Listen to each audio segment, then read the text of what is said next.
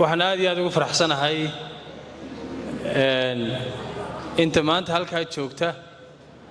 ee quruxda badan ee aqoonyahanka ee dhalinyarta ee rag iyo dumarba leh inay maanta igu yimaadeen oo ay igu madasha u soo camireen fikir iyo doonis iyo aragti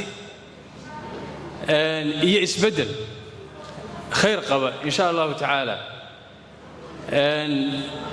waxaan hubaa boqolkiiba boqol intiina halkaa joogta qof loo yeedhay oo la yidhi soo kacay reer hebel baa halkan isugu imanaya inaanu ku jirin oo aad markhaati ka tihiin dhammaantiin waa farxad alxamdulilaahi rabbil caalamiin waxaan hubaa hoolku inuu inagu yaraaday waan ka cudur daaranayaa insha allahu tacaala waxaa dhici doonta inaynu istaadiyonka magaalada burco isugu nimaadno innaga oo fikir isugu nimi oo reer burcanimo isugu nimi oo aan qabiil isugu iman insha allahu tacaala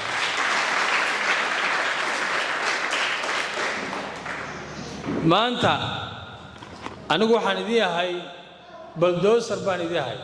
cagaf baan idin yahay waxaan idinka burburinayaa gidaaro mustaqbalkiina dumarkiinan iyo wiilashiinan hortaagan ayaan burburinayaa haddii maanta aan soo baxo waan weyse qabaaye aan fikirkaa ku soo baxo in 2 iyo 3 bari tole oo idinka mid ay soo bixi doonaan insha allahu tacaala madax Somaliland ka taliya oo midnimo ka shaqaysa ma ahaanay qof kale oo guuleysanaya ma jiro magaaladeena burco waxaynu camirnay Hargeysa waxaynu camirnay Boorame magaaladeena waxay u qalantaa inaynu camirno oo dib ugu soo noqono oo fursadihii iyo warshadaha iyo ganacsiyada aynu magaalooyinka kale ka sameynayno aynu magaaladeena dib ganacsigeena ugu soo celino ayay mudan tahay magaaladeena walaalayaal waxa ay farxada inaan idinku yeedhin reernimo igu soo bax waxa ay farxada inaan idinku yeedhin wax aragti ka duwan aydan igu soo raacin baa ay farxada rag badan oo wanaagsan baa jira oo tartamaya laakiin se waxaan ku waaninayaa oo aan leeyahay waxa u baahantiin dadka idii codeynaya inay maskaxdooda ixtiraamtaan ayaa la naga rabaa dhamaanteen inaynu ku tartanno wax qabad iyo aragti inaynu ku tartanno la naga rabaa walaalayaal in badan waxaan isugu nimi madalo kala duwan sidii gudoomiye sheegayay Cabdinaasir madalaha faraha badan leh anigoo aan ka xiiqin oo aan ka daalaynin waxaan ognahay doorashadu ma dhawaa sanad ugu yaraan sanad baa ka dhinaan doonta insha Allah ta'ala kama daali doono inaynu su'aalaha ay weydiinaysaan maanta iyo kadib iyo bari iyo sanad dambaba inaan ka jawaabo kama daali doono sida aan idinkoo boqolaala idin qancinayo ayaan u qancin doonaa hal qof oo kaliyaata qofka fikri igu yimaada ayaa ixtiraamiga mudan kaas ayaa ixtiraamiga mudan kaasaan isu taagaya kaasaan salaan siinaya kaas ayaan isku meel insha Allah ta'ala ku dhamaysan doonaa laakiinse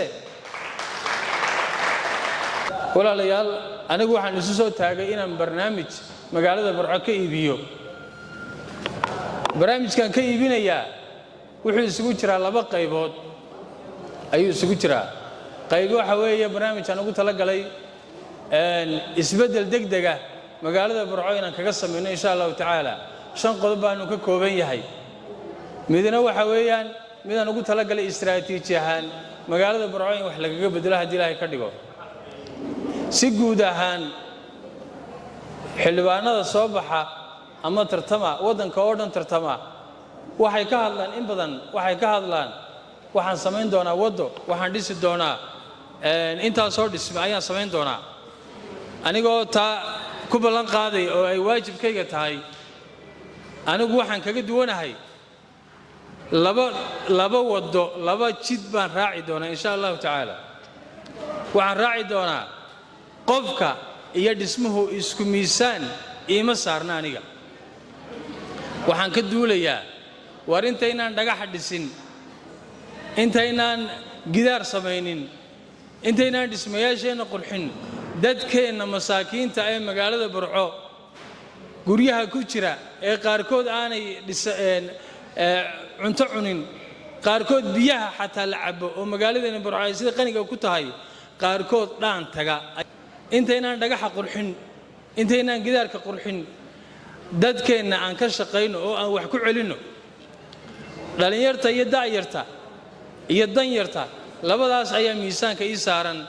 sidoo kale dhismaha iyo nadiifinta magaalada iyo cagaareynta magaalada siyaasad xoog badan oo layga dhaxli doono insha Allah taala haddaan soo baxo ayaa ii yaala waxa ay qorshaysan in cagaarin iyo nadaafad sustainable oo joogto ah oo mustadaam in laga sameeyo magaalada Burco ayaa qorshaysan waxa ay qorshaysan insha Allah taala musuqmaasuqa in la dagaalamo aniga oo naftayda ka bilaabaya ayaa ay qorshaysan insha Allah taala waxa ay qorshaysan tacliinta asaasiga ah dawladda hoose waxyaabaha loo aasaasay bay ka mid tahay inaan ka shaqeeyo ugu yaraan in tacliin asaasiya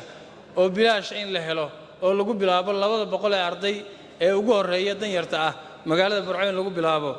ayaa ay qorshaysan insha Allah taala waxa ay qorshaysan dadka danyarta ah ee noloshooda la silcaya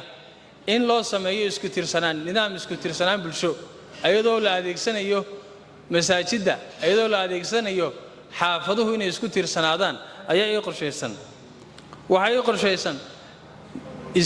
abuuris mashruuciyo horumarineed haddaan ku horeeyo dhalinyarta bil walba waxaan ku talagalay inaan laba dhalinyar ah u sameeyo mashruuc maalgelineed oo mid kastaba $500 bil kasta la siiyo waa $1 oo kaliya dawladda hoose waxay bixisaa kumanaan waxa foolxumo ah inaan $1 oo nolosha magaalada dhalinyarta iyo danyarta toos u saameeyo inaan lagu soo celin ayaa nasiib darro ah waxaan samayn doonaa bil kasta haddii Ilaahay ka dhigo in haddaan ku soo baxo insha Allah taala maayarnimada inaan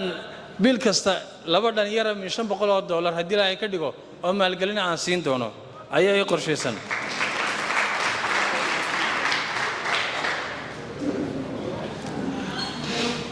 waxay qorshaysan dhalinyarta markan ka hadlayo mideynta ururada halkan waxa jooga ilaa 8 intaan hubo urur baa jooga oo kamid ah ururadii bulshada magaalada Burco magacadoodana gadaal baan ka sheegi doonaa waxa ay qorshaysan inaan mideeyo ururada dhalinyarta magaalada Burco waxa ay qorshaysan insha Allah taala xafiiska dawladda hoose in gacanta la idin soo galiyo macnaheedu waxaan ka wadaa hanti baa taala dawladda hoose hool baa yaala maalin walba ururadani waxay qabtaan barnaamijyo qabtaan barnaamijka ugu yar waxa kaga baxa $100 hoolka dawladda hoose iska xidhan ee dhasoobay idinka ku shaqaysan doona insha Allah taala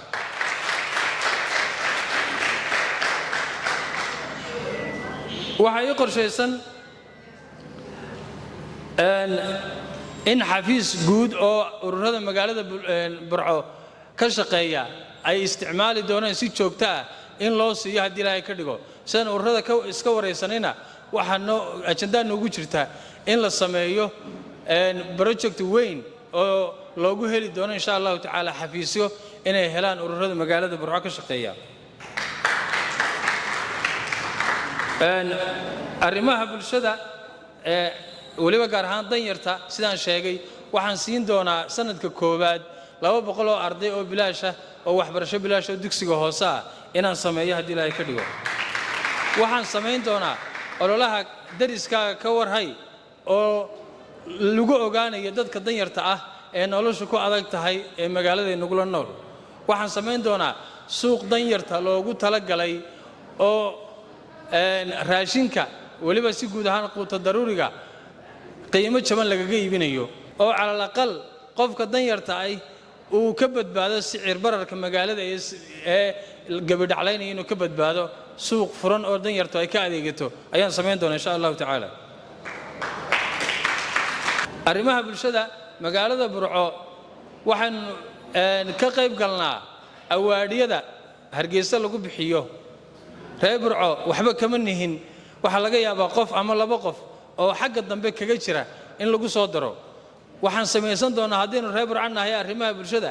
awaadi noo gaara inaga oo aan u bixiyey maxamed xuseen awaad waxay noqon doontaa mid lagu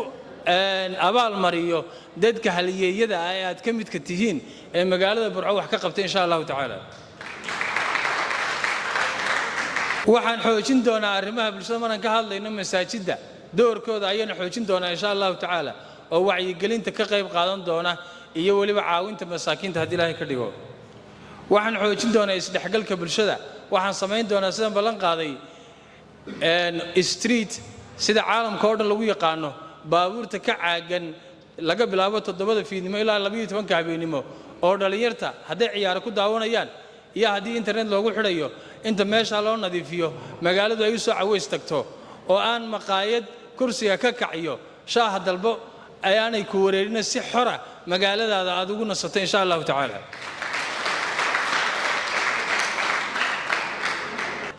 mashruucyada waaweyn ee magaalada Burco ay ka mid tahay wadooyinka xanaanooyinka suuqyada waxa iga yaala 4 ajando oo waaweyn baa iga yaala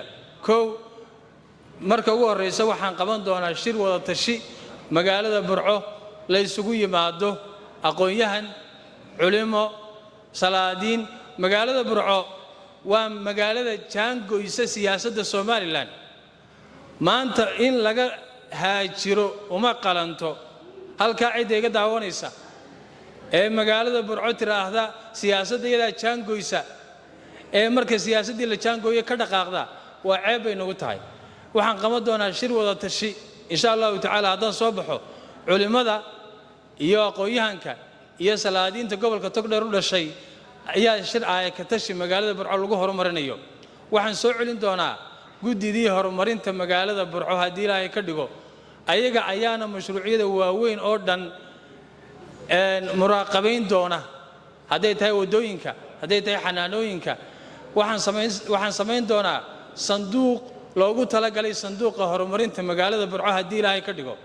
oo qofka ugu yar ilaa ganacsadaha ugu weyn uu ka qayb qaato oo ay maamulaan guddida horumarinta magaalada Burco haddii Ilaahay ka dhigo ayaan samayn doonaa guddidaasi waxay in badan qiimeyn doontaa cashuurta magaalada laga qaado iyo waxa ku soo noqda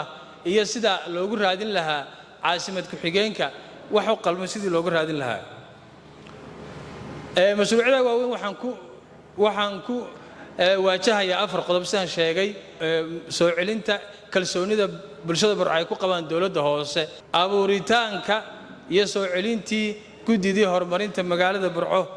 ayaan iyadana samayn doonaa sidoo kale waxaan ku waajin doonaa mashruucyada waaweyn waxaan ku waajihi doonaa isku xidhnaanta dawladda dhexe iyo dawladda hoose